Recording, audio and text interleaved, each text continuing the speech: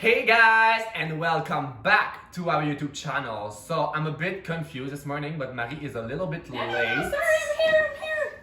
Oh my god. Did you see all the Black Friday sales? I bought so much, so cheap. That was amazing. I have a question for you. Do you know the impact of the fast fashion industry on the planet? I know it's not that great, but it Okay. shouldn't be. Let me So give cheap. you a few facts. Okay.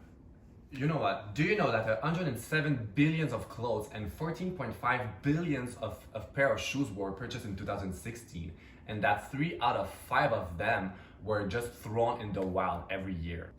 When you look at the first side of the medal, fashion industry is a really good money maker when we talk about the fashion industry, and it's really good for the global economy. But when you look at the other side of the medal, more than 75 million people were working in the fashion industry in 2019, and 80% of them were women between 18 to 24 years old.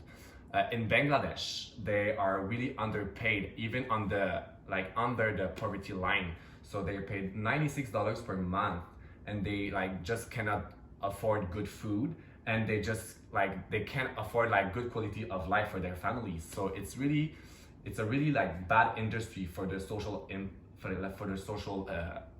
environment of the world. Oh my god, I didn't know that.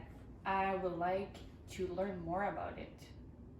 Yeah, so you know what? Let's change plans, and let's change the subject of today's video, and let's answer the question: what makes the fast fashion industry do social harm?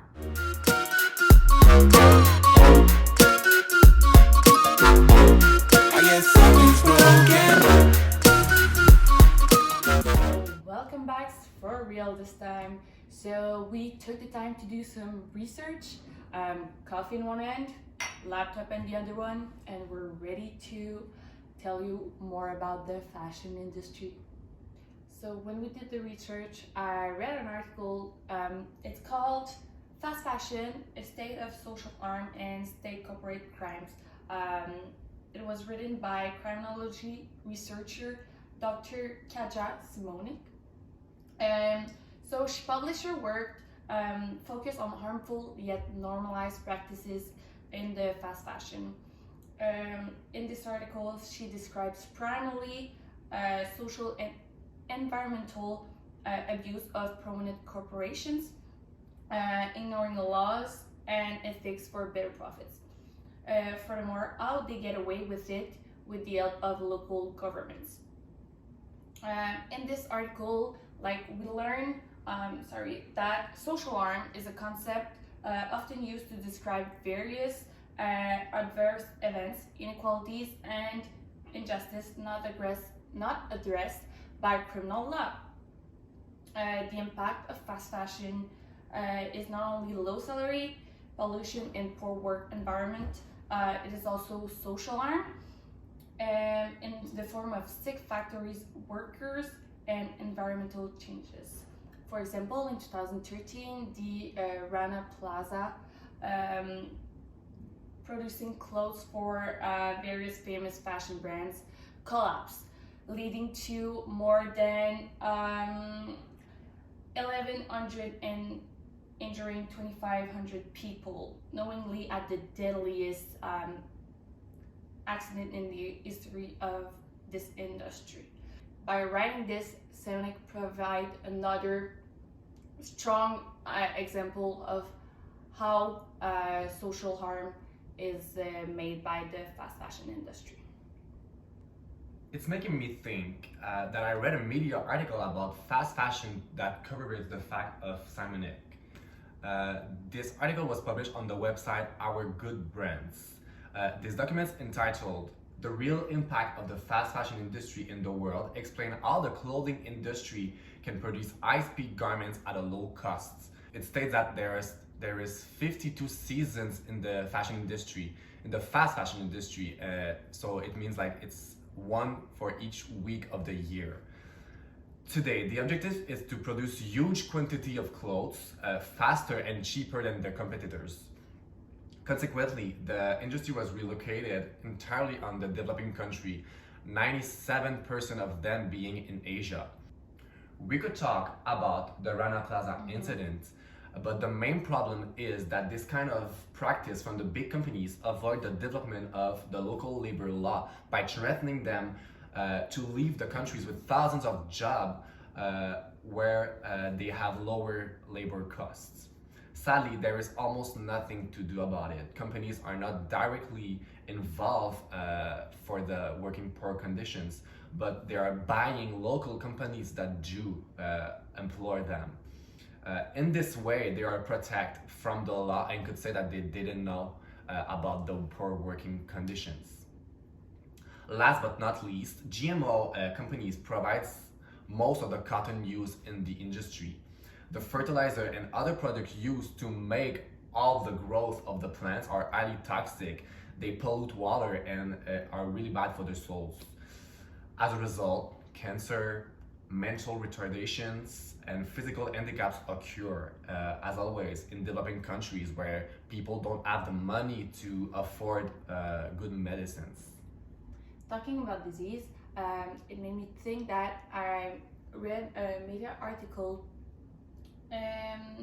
written by a journalist, Linton Besser, called Dead White Men Clothes, explaining why the population of third world countries are more prone to those diseases than the industrialized countries. So in the article, he talks about that the phenomenon of millions of used clothes washing ashore on coast of Ghana's capital, Accra. Those clothes come mainly from Europe, Australia, North America to be recycled, repaired, reused, and resold in Ghana. Nevertheless, way too much is pouring every week, causing an overload of clothes. For example, more than 6 million of items are being a total waste by week. They are typically dumped in landfill and burned. So for that, it's causing massive toxic smoke into the air. Locals already entangled in poverty have to live in this toxic environment. So this results in a high number of cases of cancer and intoxications in those neighborhoods. The crazy high numbers of cancers do not affect the front lines worker, but the poor people living abroad those industry. All those elements could be considered criminal in the way that Dr. Simonix explains it in her research. Alright, so we could go on and on and on about this subject, but I think we took enough of your time. Just do a little recap about the question that we first asked. That was, what makes the fast fashion industry do social harm? Yes, it has an environmental impact, but the most important is the social impact and what it makes to the poor people of the third world countries. So we can say that in 2021, companies start to be a little bit more conscious about the working conditions of their workers. I think we did a little step further, but we still have a long way to go to provide good working conditions all around the world for the workers. As a community, and as young people and students, let's encourage local brands. Let's be conscious of our environment and do thrift shopping to reuse and being more conscious about our consumption of clothes. So thank you guys. Don't forget to subscribe, like the video, and we see you next week. See you next week. Bye. Ciao, ciao!